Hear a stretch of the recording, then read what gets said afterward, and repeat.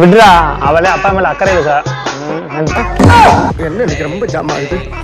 எப்போ இவ இப்படி பாவமா மூஞ்சி வச்சுனா இருக்கிற பாதி சொத்தை வாரிட்டு போயிட்டா வாங்கிட்டா. ஐயோ பாவம், அவரே கன்ஃபியூஸ் ஆயிட்டாரம்மா.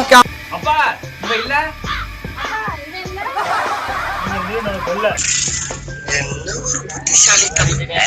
வீட்டுக்கு நான் என்ன காசு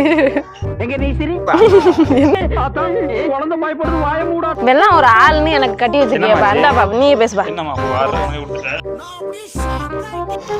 என்னங்க என்னங்க அண்ணனுக்கு அடிபட்டு இருக்குங்கிறேன்.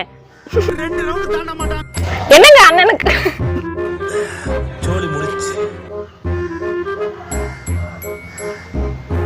ஆழ்ந்த தியானத்துக்கு செல்லுங்க.